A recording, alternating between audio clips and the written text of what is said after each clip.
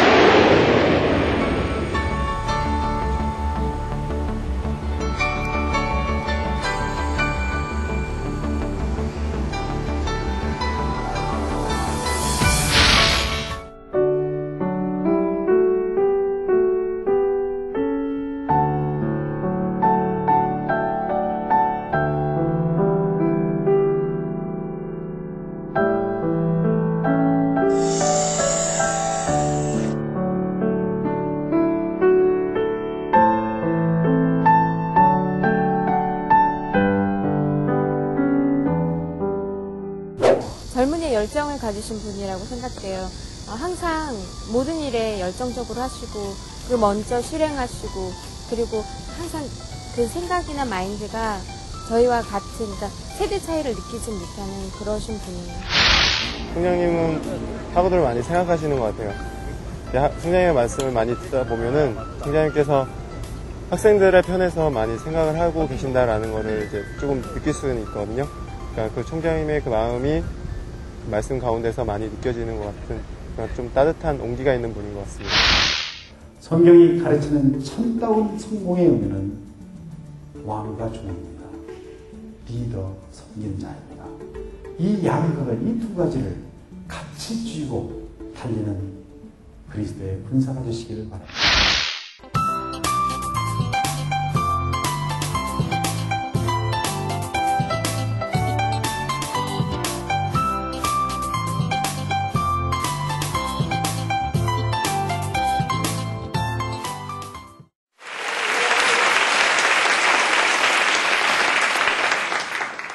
오늘 우리가 제가 말씀드리고 싶은 것은 성경이 말하는 성공은 어떤 의미를 가지고 있느냐 하는 것들을 말씀드리겠습니다.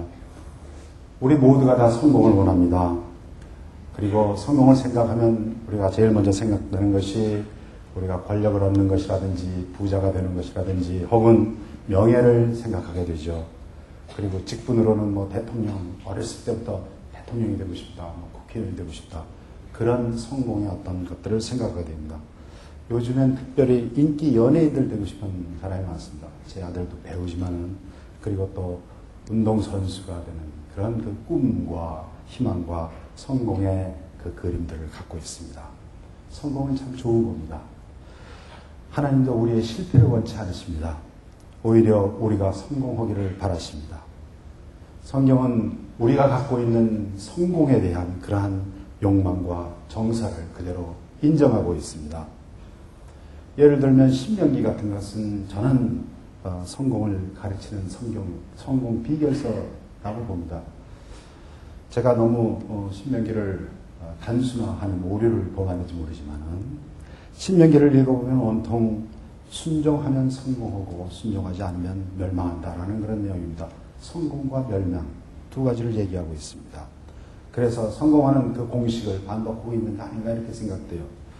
그런 뜻에서 보면 자문서도 마찬가지죠. 자문에 보면은 어떻게 하면은 성공한다. 개미에게 가서 배우라든지 자문서의 모든 것이 성공을 가르치고 있는 글이 아닌가, 책이 아닌가 이렇게 생각됩니다. 여호수아도 마찬가지입니다. 여호와께서 여호수아를 부르실 때 여호수아에게 여러 번 성공을 약속하십니다. 내가 모세의 율법을 잘 지켜 행하면 어디로 가든지 형통하리라 라고 이렇게 얘기하고 있습니다. 이 형통은 뭡니까? 영어 성경에는 success 혹은 successful 하다고 이렇게 얘기하고 있습니다.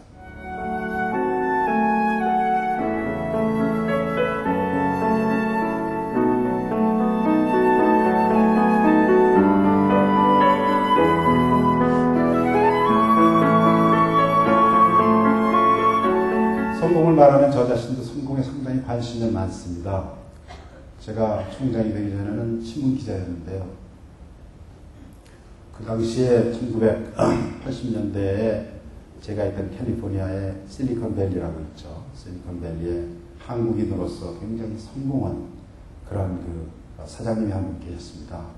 텔레비디오라는 회사를 창립하셔가지고 뉴욕 증권시장에 상장할 정도로 큰 그런 회사의 사장님이십니다. 황유빈 사장님이십니다.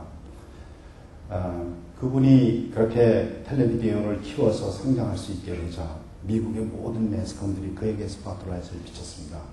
그래서 뉴스위크의 커버 스토리로도 나온 적이 있을 정도로 성공자였습니다. 저도 신문기자니까 관심을 가지고 그분을 인터뷰하기를 원했습니다. 그래서 요청해서 인터뷰를 했습니다. 인터뷰하러 가기 전부터 제 마음속에는 그런 생각을 가졌습니다. 아, 이렇게 성공자가 그 마음속에, 그 머릿속에 돌아가는 성공의 의미는 과연 뭘까가 궁금했습니다. 그래서 제가 그분 만나서 여러 가지 다른 얘기도 했지만 그렇게 물어봤습니다. 당신은 스스로 성공했다고 생각하십니까? 당신이 생각하는 성공의 정의는 뭡니까? 이렇게 물어봤습니다. 제 질문에 대해서 그는 이렇게 얘기했습니다. 성공은 오늘 제가 이룩한 이것 혹은 성공은 어떤 것에 대한 결과가 아니고 어떤 목표를 향해 가는 과정 자체로 본다. 이렇게 이야기하였습니다. 사랑하는 하부 여러분, 여러분들은 성공을 어떻게 생각하세요? 성공은 우리가 도달해야 할 어떤 목표입니까? 점입니까? 그래서 그 목표를 우리가 달성하면 이제 성공했다고 말할 수가 있습니까? 자신 있게. 그래서 성공은 우리에게 있어서, 우리 삶에 있어서 하나의 도달할 점입니까? 황규빈 사장은 성공이 점이 아니고 선이라고 얘기하고 있는 겁니다. 그는 성공은 우리가 도달해야 할 목표가 아니라 우리가 살아가는 삶의 모습, 삶의 패턴 그 자체라고 생각한다고 대답한 것입니다.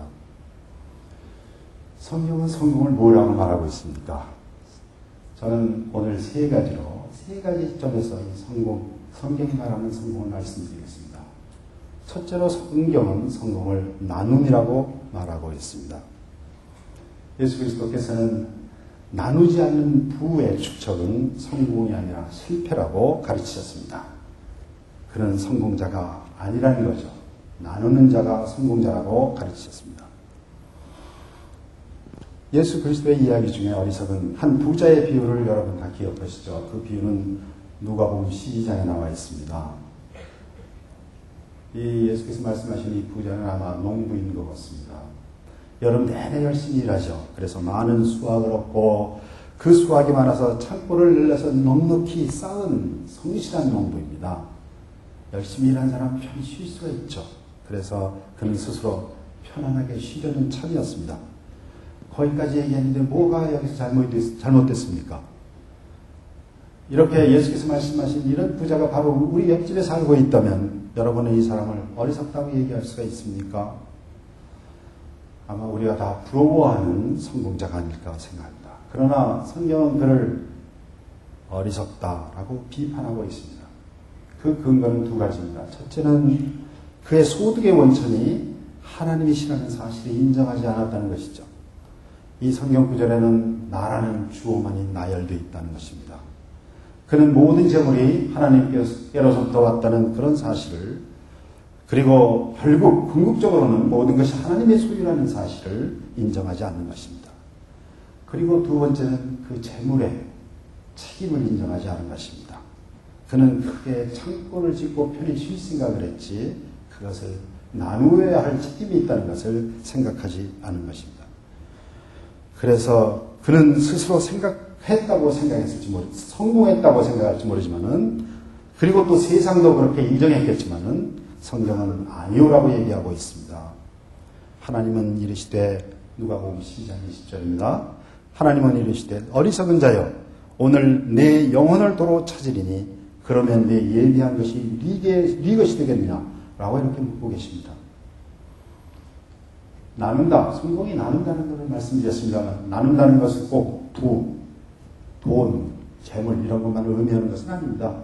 예수님께서 이 비유를 말씀하실 때 농부만을 의미한 것도 아니고 부자만을 의미한 것도 아닌 것과 같이 그 내용이 물건만, 재물만을 의미한 것이 아닙니다. 권력도 그렇고 명예도 그렇고 지식도 그렇고 우리의 건강도 마찬가지입니다.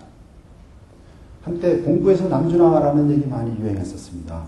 어느 학교에서는 역설적으로 공부해서 남주자라고 크게 써가지고 교실에 붙여가지고 학생들의 사회적인 책임을 강조하는 그런 학교도 있다고 들었습니다. 우리 성서대학도 남을 주기 위해서 공부합니다. 나누기 위해서, 베풀기 위해서 공부합니다. 우리 대학은 특별히 그 지식 그 자체에 대해서 그렇게 크게 가치를 부여하지 않습니다. 지식은 그것보다도 더 큰 가치를 추구하기 위한 도구라고 생각합니다. 우리가 추구하는 더 큰 가치는 무엇입니까? 그렇습니다. 그것은 이 땅을 복음화한다는 비전입니다. 우리의 꿈입니다. 그것이 우리가 갖고 있는 추구하고 싶은 더 큰 가치입니다. 이 복음화를 이루기 위해서 지식이 필요하다는 겁니다. 전문 지식이 없는 사람, 실력이 없는 사람, 그런 사람들은 나누어줄 것이 별로 없습니다. 그래서 이 더 큰 가치를 전달할 수 있는, 효과적으로 추구할 수 있는 방법을 상실하고 있다는 것입니다. 나누기 위해서 우리는 지식이 필요합니다. 실력자가 되어야 합니다. 우리는 열심히 학업에 열중해야 됩니다. 우리 대학에서는 B학점 이하는 뭐죠? 형사처벌감이라는 거 아닙니까? 기억하세요. 여러분 최선을 다해야 합니다. B학점 이상 받아야 됩니다. 지금 제가 이렇게 얘기하면 여러분 마음 가운데 우리 학교는 절대 평가가 아니고 상대 평가이기 때문에 누군가는 C하고 D를 받아야 되는데 내가 희생적으로 C와 D를 받는다고 생각할 수도 있는데, 사랑하는 하부 여러분, 우리가 얘기하는 B는 성적 표상에 나오는 B가 아니라 여러분의 실력이 B가 되어야 된다는 겁니다. 여러분, 성서학과는 우리나라의 모든 성서학과의 학우들 가운데서 우리 성적 표상에 C가 됐든지 D가 됐든지 B의 실력이 있어야 된다는 그런 주장입니다. 사회복지학과 마찬가지예요. 여러분끼리 경쟁해서 내가 C다, D다, 혹은 A다, B다가 아닙니다. 모든 자기와 동년배들, 세상 이 세 개의 대학까지는 가지 않겠습니다. 우리나라 대학에서, 우리나라 대학생들에서 사회복지학을 공부하든가, 신학을 하든가, 연구를 하든가, 혹은 정보를 하든가, 그 사이에서 여러분들은 B가 안 되면 안 된다는 겁니다. 그렇게 못하는 것은 죄악이다라는 것입니다. 열심히 해서 B상을 유지하시는 실력자가 되어야 됩니다. 왜? 나누기 위해서입니다. 총장이 인생의 성공이라는 과제를 얘기하면서 무슨 공부 잘하라는 학점 얘기를 시시하게 하고 있냐라고 생각할지 모릅니다. 그러나 성공은 작은 일에 충성하는 거죠. 작은 일에 충성하십시오. 사소한 일에 최선을 다하십시오. 작은 일에는 소심해야 되지만 큰 일에는 대담해야 됩니다. 작은 일에 충성해서 큰 일을 낸 사람이 누굽니까? 다윗이라는 사람이 있죠. 다윗을 성공으로 이끈 그 초입에는 뭐가 있습니까? 돌팔매가 하나 있었죠. 돌팔매죠. 우리 대학원장님께서 종강식 때 한국의 다윗이다 라는 그런 설교를 해주셨습니다. 움직이는 목표를 향해서 돌팔매를 던져가지고 목표를 맞추기 위해서는 수백만 번의 돌팔매질을 했을 것이다 이겁니다. 목동이 휘잘것없는 초라한 목동이 양을 치는 황야에서 들판에서 몇 날 며칠이고 그 자리에서 그냥 자고 일어나고 빨래를 했겠어요? 뭐 했겠어요? 그 초라한 소년이 자기의 직분을 열심히 하기 위해서 열심히 한 것이 돌팔매입니다. 그 돌팔매가 결국 나라를 구하고 자기 자신을 구한 거 아닙니까? 다윗이 자기가 골리앗과 대항할 때 몇 개를 가지고 나갔습니까? 조약돌 5개밖에 안 가지고 나갔습니다. 거기에 자기의 온 생명을 다 건 겁니다. 자기의 생명뿐만 아니라 자기 나라의 운명을 걸고 조약돌 5개를 가지고 나갔습니다. 그러면 한 방에 해치웠습니다. 그런 실력입니다. 그것이 실력입니다.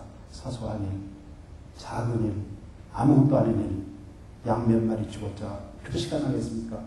그러나 최선을 다하는 그런 모습, 그것이 우리 기독자가, 우리 젊은이들이 해야 할 일이라는 것입니다. 다윗은 또 아주 훌륭한 연주자였습니다. 수금을 너무 잘 탔죠. 그래가지고 왕의 병을 위해서 수금을 타는 그런 역할까지를 할 정도로 능력 있는 음악인이 되었습니다. 다윗이 레슨을 받았겠어요? 다윗이 무슨 악기가 있었겠어요? 궁중에서 사는 사람도 아니고. 그렇지만은 그가 자기 취미를 할지라도, 취미를 했는지 모르지만 취미를 했을지라도 최선을 다해서 하고 또 하고 또 하고 또 했기 때문에 그는 그 나라의 최고의 음악인이 된 거 아닙니까? 이렇게 삶의 성공적인 삶의 뒤안길에는 작은 일에 최선을 다하는 노력이 있었습니다. 우리는 나누기 위해서 주어진 일에 최선을 다해야 합니다. 거듭 말씀입니다. 우리는 실력자가 되어야 됩니다. 성공은 또 섬김입니다. 예수께서도 성공을 하려면 섬기라고 가르치셨습니다. 섬기는 사람이 성공하는 사람입니다. 그리스도께서 세상에 사셨던 마지막 며칠 동안에 제자들에게 많은 가르침을 주셨습니다. 그러고 있는데 12제자 중에 야고보와 요한의 어머니가 예수 앞에 나타납니다. 이 어머니가 예수께 주의 나라가 임하시면은 내 하나들은 당신의 좌편에 다른 하나들은 우편에 앉게 해달라고 요청을 하죠. 한 사람을 좌상, 한 사람을 우상, 한 사람을 좌의정, 한 사람을 우의정으로 만들어달라는 그런 얘기합니다. 내 아들을 참 성공시켜달라, 권력의 자리에 앉게 해달라라는 그런 로비를 하는 어머니 아닙니까? 이 어머니를 누가 비난합니까? 저희 어머님도 그러셨어요. 여러분의 어머님도 아마 같은 경우라면 똑같은 로비를 하셨을 것입니다. 이 같은 요청에 대해서 예수 그리스도께서는 네가 뭘 모르는지 네가 잘 모르는구나 이렇게 대답하셨습니다. 네가 내가 마시려는 잔을 마실 수 있겠느냐? 이 어머니는 조금 철딱서니가 없어서 마시고 말고요 이렇게 얘기합니다. 어머니는 그 잔의 의미가 무엇인지 마신다는 의미가 무엇인지 잘 몰랐습니다. 그러나 그가 마시겠다고 했기 때문에 야고보는 헤롯에게 죽임을 당했고 요한은 망명길에 갑니다. 자기가 이야기한 대로 다 되기는 됐습니다. 그러나 그가 몰랐던 것은 좌의정 우의정은 어림도 없는 일이고 예수 그리스도께서 영광의 왕으로 나타나지 않는다는 것도 몰랐던 것입니다. 우리는 지위를 추구합니다. 우리는 권력을 추구합니다. 근데 우리는 그 결과를 모르고 이것들을 추구할 경우가 많습니다. 사회적인 지위를 위해서, 권력을 위해서 가정도 버릴 경우도 있고 교회도 버리고 심지어 자기 자신까지도 버리는 경우가 있습니다. 마태복음 20장 25절부터 우리는 예수 그리스도의 진정한 성공관을 읽을 수가 있습니다. 예수께서 이렇게 말씀하십니다. 누구든지 성공하려고 하면은 섬기는 자가 되고 으뜸이 되고자 하면 종이 되어야 한다고 말씀하십니다. 이것이 성경이 말하는 성공이라는 것입니다. 그러나 제가 언젠가도 여러분들에게 말씀드렸지만 이 말을 절대로 거꾸로 해석은 하지 마십시오. 성경이 여러분들에게 항상 낮은 지위에 있으라고 하는 것이 아닙니다. 부자가 되지 말라고 하는 얘기가 아닙니다. 여러분이 섬기는 교회가 항상 작아야 한다는 얘기를 하는 것이 아닙니다. 높은 지위나 부자나 큰 교회가 결코 성공의 잣대가 될 수 없는 것과 마찬가지로 낮은 지위도 혹은 가난한 것도 미천한 지위, 작은 사이즈의 교회 그 자체가 성공을 가늠하는 그런 잣대가 아닙니다. 성경에서 말하는 성공의 척도 예수가 가르친 성공의 잣대, 유일한 잣대는 섬김입니다. 권력을 가진 사람은 하나님 앞에서, 백성들 앞에서 섬기는 자가 되고 종이 되어야 한다는 겁니다. 있으면은 나누어야 합니다. 부자는 자신의 부를 가지고 이웃을 섬겨야 한다는 것입니다. 어리석은 부자의 비유에서와 같이 자신의 부에 대한 책임을 다하지 않으면 실패자가 된다는 것입니다. 솔로몬의 아들의 르호보암이 있었습니다. 이 르호보암도 좋은 왕이 되기를 원했죠. 그래서 어떻게 하면 성공적인 왕이 될까 생각했습니다. 그래서 조언을 구하기로 했습니다. 그래서 아버지를 보필하던 노신하들에게 물었습니다. 어떻게 하면 내가 좋은 왕이 되겠습니까? 어떻게 하면 내가 성공하는 왕이 되겠습니까? 노신하들이 뭐라 그랬습니까? 왕이 만일 오늘날 이 백성의 종이 되어, 종이 되라는 겁니다. 왕이 종이 되라는 거예요. 저희를 섬기고 또 좋은 말로 대하시면 저희가 영영 왕의 종이 되리이다 라는 말입니다. 그렇게 대답했습니다. 그렇습니다. 왕은 종입니다. 이것이 성경의 진리라는 겁니다. 성공은 섬기는 겁니다. 그러나 우리 예수님께서는 한 발자국 더 나아가시죠. 죽기까지 성공, 적끝까지 순종하시는 것이 그에게 있어서 성공의 의미였던 것입니다. 예수께서는 내가 온 것은 섬기러 왔고 내 목숨을 너희들의 대속물로 주려고 왔다 라고 마태복음 20장 26절에서 말씀하고 계십니다. 이것이 우리들의 궁극적인 결론입니다. 여기서 한 가지 짚고 넘어갈 일이 있습니다. 섬김이 성공이다 라고 이렇게 얘기하면 조금 오해가 있어요. 왜냐하면 요즘 섬김의 지도, 리더십, 서번트 리더십 이런 것들이 많이 나옵니다. 그래서 섬김은 마치 성공으로 향하기 위한 하나의 전략으로 이렇게 전략, 스트래티지로 이렇게 말하고 있습니다. 그래서 어떤 기업을 경영하는데 그 기업주가 열심히 고객들을 섬기고 직원들을 섬겼더니 우리 기업이 성공했더라라는 의미의 섬김으로 생각할 수도 있습니다. 그렇지만 성경이 말하는 섬김은 그것이 아닙니다. 성경이 말하는 섬김은 섬김 그 자체입니다. 섬김으로서 나타나는 현실적인 결과는 이 세상에 보기에 성공이구나 라고 볼 수도 있고 별거 아니구나 이렇게 볼 수도 있습니다. 그 궁극적인, 그 결정적인 예는 뭡니까? 예수님은 실패자로 보였던 것이라는 것을 기억해야 합니다. 섬김은 그 자체가 성공이지 섬김으로 인해서 무슨 기업이 성공한다든가 혹은 어떤 단체가 부흥한다든가 하는 것과는 상관이 없는 그러한 개념이다라는 것을 꼭 짚어 넘어가고 싶습니다. 씨를 뿌리는 자는 뿌리고 가꾸고 할 뿐 기르는 사람은 하나님이라는 것이 우리들의 신앙입니다. 그래서 뿌려서 30배도 되고 60배도 되고 100배도 되죠. 그 결과를 우리 생전에 보지 못할 수도 있다는 것입니다. 그러나 우리가 확실히 믿는 것은 섬기는 자는 항상 승리한다는 것입니다. 그 사실을 기억하시기 바랍니다. 세 번째로 섬김은 부르심에 응답하는 것입니다. 성공은 하나님의 부르심에 예라고 대답하며 나아가는 것을 말합니다. 아브라함이 그랬습니다. 모세가 그랬습니다. 이사야가 그랬습니다. 에레미야가 그랬습니다. 베드로를 비롯한 12제자가 모두 그랬습니다. 사도 바울도 그런 사람입니다. 성경이 말하는 성공 케이스입니다. 부르심에 응답한다는 말은 첫째로 자기를 부인하는 것을 말합니다. 그리고 자기 십자가를 지고 예수를 따라가는 것을 말합니다. 우리는 각각 다른 모양으로 다른 용도로 하나님의 부르심을 받은 사람들입니다. 능력과 달란트가 다 다르죠. 우리는 그 다름에는 하나님의 의도가 또 있습니다. 궁극적으로는 우리를 부르시는 뜻은 다른 사람들로 하여금 예수를 구주로 믿도록 하는 일에 부름을 받은 사람들입니다. 우리가 그 부르심을 거부하고 앙탈을 부리고 도망갈 수도 있습니다. 그러나 확실한 것은 여기 있는 여러분들도 멀리는 못 간다 하는 것을 알아두시기 바랍니다. 저 자신이 그런 사람 중에 하나입니다.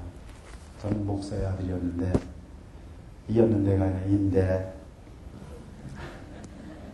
목사여야 될 것이 항상 부끄럽고 또 가난한 것이 그렇게 싫었습니다.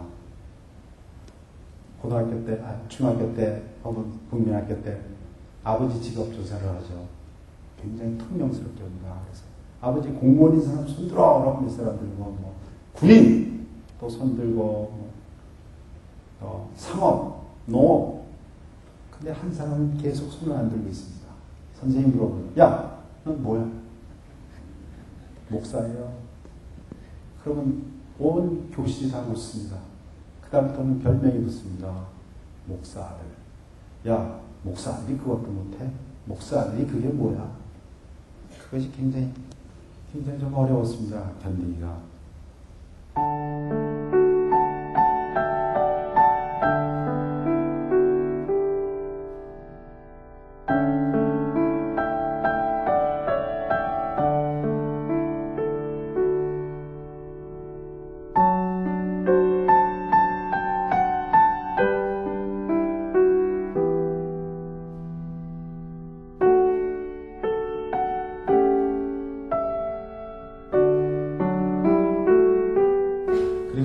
저희가 고등학교 때까지는 집이 있었는데 그 후로 집이 없었습니다.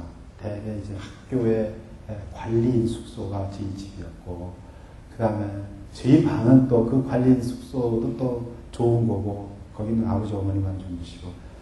그러나 교수님들 봉급은 줘야 되잖아요. 직원들 봉급은 줘야 되지 않습니까? 그러니까 어떻게 되겠습니까? 늘어나는 이 빚밖에 없어요. 제가 기억하는 저희 부모님은 항상 빚쟁이였습니다. 항상. 그래서 제 갈등의 폭이 점점 커졌습니다. 아니, 자기 가족도 돌볼 수 없는 사람이 어떻게 하나님을 한다고 그러나. 빚쟁이들이 교인들이 있는데, 학생들이 있는데도 불구하고 가신수고를 당하고 입에 담을 수 없는 그런 이름으로 불리워지는 그런 상황 속에서 하는 일이 이게 뭐 하나님께 영광이 되는 일일까? 이거 하나님이 이거 원하시는 걸까? 하는 그런 갈등이 증폭되기 시작했습니다. 그래서 제 마음속에는 야, 이건 아니다. 나는 여기를 떠나야 된다. 아버님은 참 훌륭하신 분이구나. 하나님께서 그를 부르신 그 뜻대로 사시는, 소명에 따라 사시는 훌륭한 분이니까 그분은 여기서도 행복이 있으실 것이다. 그렇지만 나는 아니다. 내가 아버지를 개인적으로 존경하고 또 자식된 대로 그를 도와야 하고 또 내가 크리스찬이니까 헌금을 해서 그를 돕는다. 그러나 난 소명 받는 게 없잖아. 난 여기를 떠나야겠다. 그래서 나는 절대로 아니라는 그런 마음을 굳게 먹었었습니다. 그래서 대학 갈 때 저는 법과대학을 갔습니다. 법과를 좋아해서가 아니라 그 학교에 있는 과를 피하기 위해서라고 말씀드릴 수도 있습니다.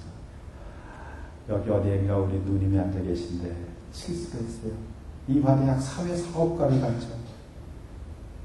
그러니까 한 학기가 지나면 1년이 지나고 나서 아버지가 야, 이게 사회사업과보다 우리 학교 사회사업과 더 좋으니까 우리 학교 오라고. 그래서 어쩔 수 없이 정말 몇 날을 제가 우는 것을 봤습니다. 그래서 저는 이게 아니지. 여기 있는 건 가지 말아야겠다. 그래서 다른 학교로 갔습니다. 그리고 대학을 졸업하고 군대를 갔다 와서 신문 기자로 일을 시작했습니다. 그래서 그냥 있을까 그랬는데 집에서 밤낮 해결사들이 우리 집에 와서 사는 거예요. 견디기가 너무너무 힘이 들었습니다. 그래서 도망가려면 철저히 도망가자. 그래서 미국으로 도망갔습니다. 그래서 미국 가는 비행기를 타니까 그때 좀 안심이 되더라고요. 이제 빚쟁이를 안 가도 되겠구나. 아버지 어머니한테 좀 미안하지만 자어간 유학의 길을 떠났던 것입니다. 그렇게 해서 저는 떠나자마자 상당히 큰 문화 충격을 맛보게 되었습니다. 내 딴에는 나 자신도 좀 전도유망한 청년이라는 그런 생각이 있었는데 미국 땅에 딱 떨어지니까는 전혀 존재가 없었습니다. 아무런 주위의 시선을 끌 수도 없는 그런 문화 충격을 느꼈습니다. 돈이 있습니까? 돈이 없으니까 주유소에서도 일하고 식당에서도 일하고 가진 허들의 일을 다 했습니다. 그래가지고 자존심도 다 구겨지고 더 점점 더 절망의 구렁텅이로 빠져들어갔습니다. 그래서 사람의 시선이 두려워지기 시작하더라고요. 그래서 혼자 있는 시간이 많아지고 또 신앙생활도 점점 침체에 빠지게 됐습니다. 그래서 그때 몇 년을 버티다가 결국 교회까지도 떠나게 되었습니다. 그러나 저희 아버지께서는 방탕한 생활을 하는 아들에게 거의 매주 사랑하는 아들 우정아라는 그런 표제를 달아서 편지를 보내주셨습니다. 내가 너를 위해서 계속 기도한다 라고 이렇게 말씀하셨습니다. 하나님께서도 저를 버리지 않으셨습니다. 그래서 로마서 8장의 말씀대로 아무도 어느 것도 나를 그리스도의 사랑에서 끊을 수 없다는 그런 간증을 할 수가 있는 것입니다. 아까 제가 말씀드렸죠. 여러분 앙탈 부리고 도망갈 수는 있습니다. 그러나 멀리는 못 갑니다. 그래서 미국 생활에서 아주 예수를 잘 믿는 자매와 결혼을 했습니다. 그리고 결혼을 계기로 해서 신앙생활도 회복하게 되었습니다. 가화만사상이라는 말이 있습니다. 가정이 평안하면 만사가 다 잘 이루어진다는 뜻인데요. 사업도 번창했습니다. 그래서 생전 처음 경제적인 여유를 갖게 되었습니다. 교회에서는 또 장로라고 이렇게 장로로 피택되었습니다. 그래서 주일학교도 잘 섬기고 장년부 공부도 열심히 가르쳤습니다. 그리고 아버지가 경영하는 학교에 성경도 매달 열심히 보냈습니다. 그러니까 주위에서 성공했다고 그러더라고요. 그래서 부러움도 많이 샀습니다. 저는 그래서 이렇게 사는 것이 하나님께 내게 주신 분복이구나 하면서 감사하면서 하루하루를 살았습니다. 그러나 하나님의 계획은 그게 아니셨던 것 같습니다. 1992년에 제가 심장병을 얻어서 쓰러졌습니다.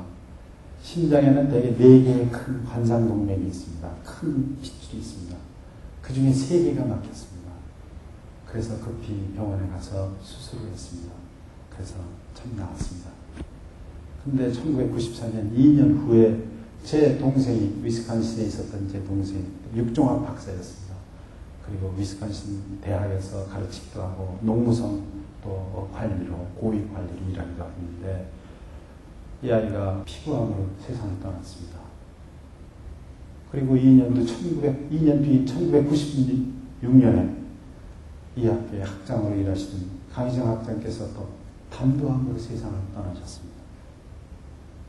생때 같은 두 아들을 보낸 어머니가 이를 더 이상 더 참으실 수가 없었죠. 자식이 먼저 죽으면 가슴이 무는다고 그러지 않습니까? 두 아들을 잃자 불과 4개월 만에 세상을 떠나셨습니다. 아들이 죽을 때도 눈물 한 방울 흘리지 않던 아버지가 어머니가 돌아가시니까 눈물을 보이시더라고요. 그래서 얼마 못 가실 줄 알긴 알았습니다. 그러나 그로부터 2년 후 1998년에 세상을 떠났습니다. 2년마다 그리고 2004년에 그로부터 또 몇 년 후에 제 막내 동생이 세상을 떠났습니다. 막내는 또 간암으로 세상을 떠났습니다. 2년마다 주기적으로 닥치는 그런 우환 앞에서 저는 견딜 수 없는 괴로움의 나날을 겪었습니다. 여러분, 죽어가는 사람, 죽어가는 형제들, 죽어가는 동생, 죽어가는 아버지, 어머니 옆에서 그 괴로움을, 그 투병하는 모습을 지켜본다는 것은 정말 너무 큰 고통이었습니다. 그리고 아파 있는 기간이 좀 길면 좀 정이라도 뗀다고 그러는데 그것이 불과 6개월이 아팠다 하면 6개월입니다. 그래서 저는 제일 먼저 간 동생의 병상에서는 이렇게 기도했습니다. 하나님, 이 아우가 병이 나오면은 포천 조림센터에 가서 일을 하겠다고 합니다. 하나님 일 하겠다고 그러니까 이번 한번 좀 봐주실 수 없습니까? 주의 일을 마음껏 쓸 수 있도록 좀 낫게 해주세요. 그리고 2년 후에 담도암으로 형님이 세상을 떠날 때는 저는 그렇게 기도했습니다. 강희정 학장이 미국에 있는 모든 직장과 가정도 다 버리고 혼자 여기 와 있었는데 이렇게 신실한 하나님의 종은 어떻게 이렇게 되어가십니까? 그 공을 생각해서라도 조금 더 살려주십시오라고 기도했습니다. 아버지 어머니 병상에서 하나님의 종들을 조금만 더 살려주실 수 없습니까? 라고 기도했습니다. 그러나 다 데려가셨습니다. 마지막 막내가 세상을 떠나기 전에 병상에서는 그렇게 기도했어요. 하나님 제발 살려주세요. 이유도 없습니다. 그냥 살려만 주십시오. 살려만 주세요. 이렇게 기도했습니다.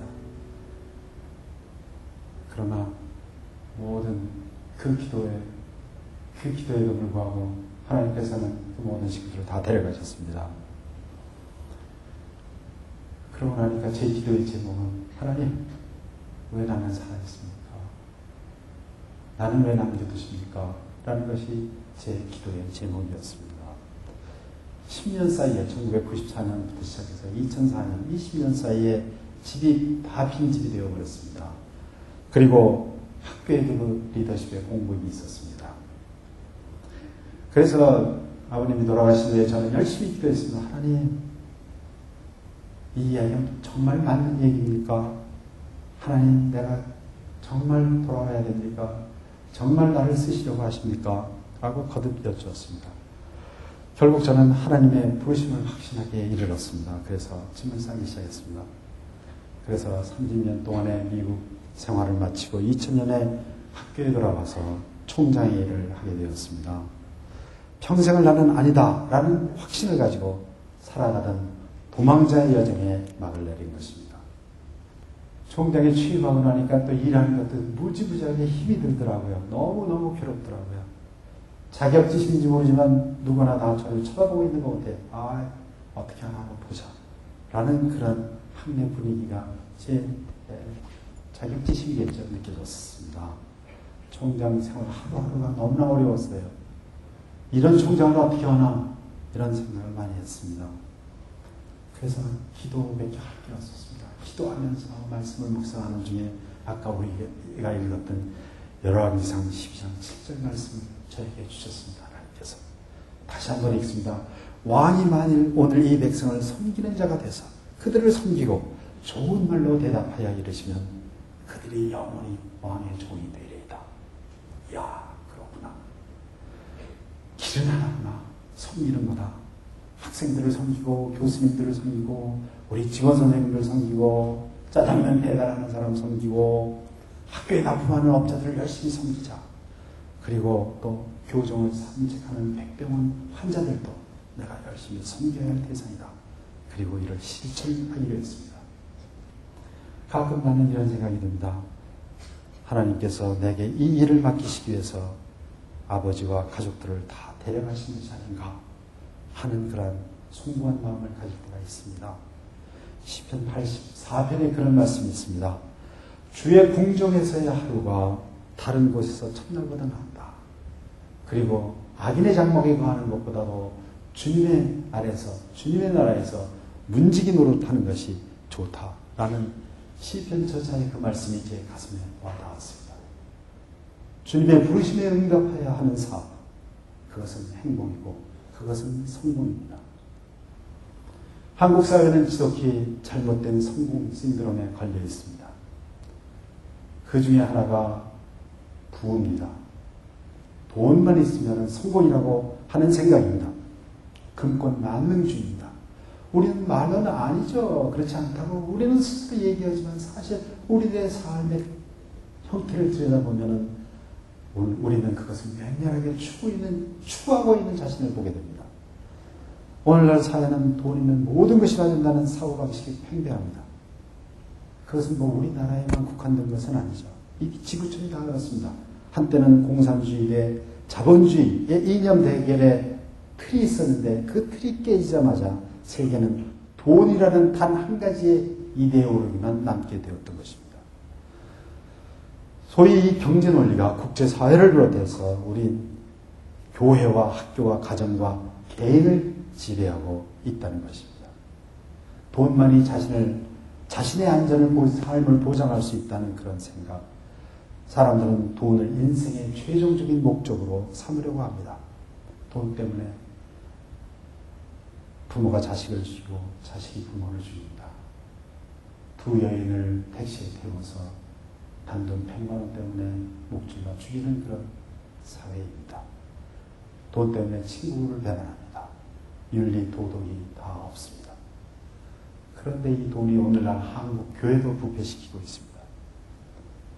사실 일본지 상당히 많은 교회 지도자들이 공공연히 교회에서 기복주의를 부추기고 있습니다.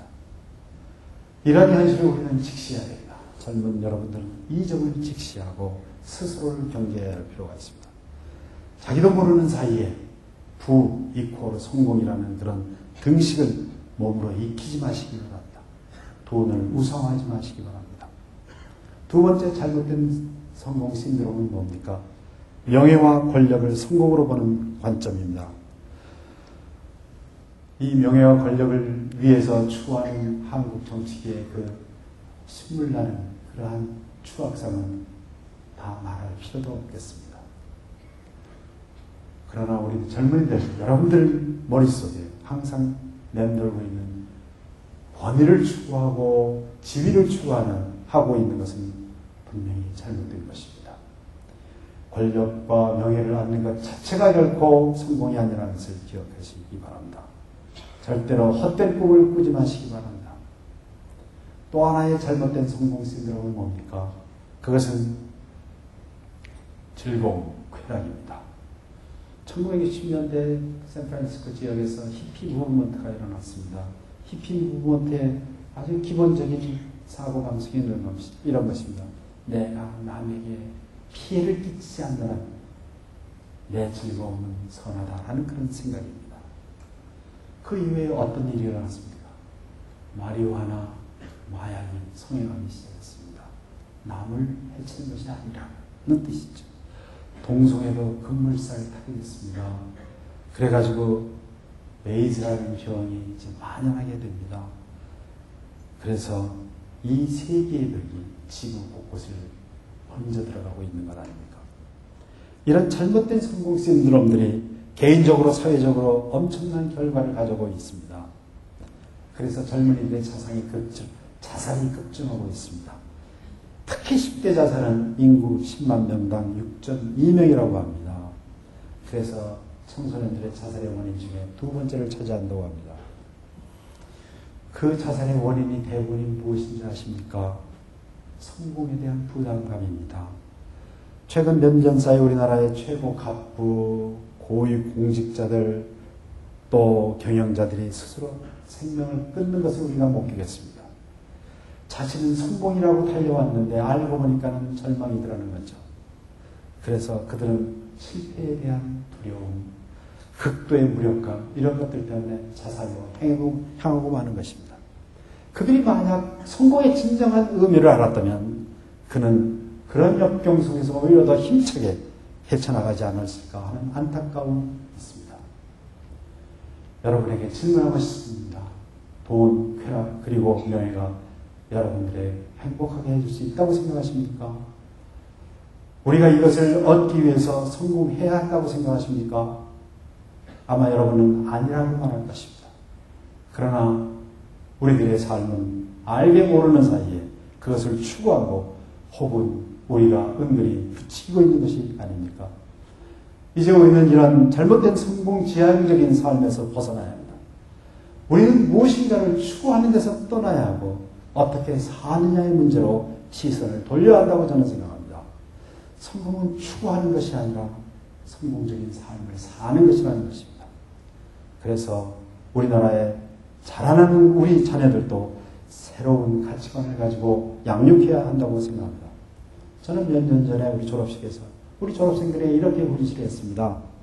졸업생 여러분, 저는 여러분 가운데 구멍가게 주인이 나오는 것을 두려워하지 않습니다. 저는 다만 여러분이 나라의 세금을 홀이라도 속이지 않는 성서대학 출신이기를 바랍니다. 저는 여러분 가운데 택시 운전 기사가 나오는 것을 결코 두려워하지 않습니다. 다만 여러분이 아무도 보지 않는 데서도 교통법규를 지키는 성서대학 출신이기를 바랍니다. 이렇게 말씀드렸습니다. 지금도 그 소신에는 변함이 없습니다. 무엇이 되느냐, 어떤 직업이 되느냐보다는 어떻게 사느냐가 중요하고 그것만이 성공의 척도라고 저는 믿습니다. 사랑하는 하부 여러분, 저는 여러분들이 모두 다 성공하시기를 바랍니다. 그야말로 광고에 이런 게 있습니다. 부자 되세요.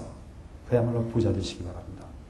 그리고 여러분들이 직장에 가시면 그 직장에서 계속 승진하셔서 아주 좋은 지위를 확보하시기 바랍니다.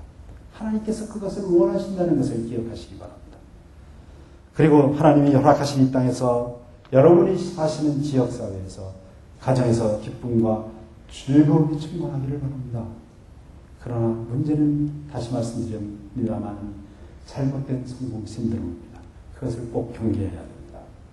성경이 가르치는 참다운 성공의 의미는 왕과 종입니다. 리더, 섬긴 자입니다. 이 양극을, 이 두 가지를 같이 쥐고 달리는 그리스도의 군사가 되시기를 바랍니다. 어느 날 우리는 다 하나님 앞에 가게 됩니다. 하나님의 부르는 소리를 우리는 부르실 것입니다. 그러면 우리는 아무 말 없이 하나님 앞에 서게 됩니다. 그때 우리는 이런 말을 듣기를 원합니다.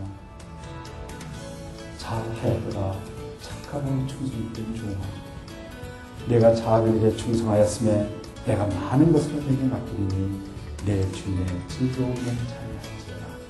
여러분 고맙습니다.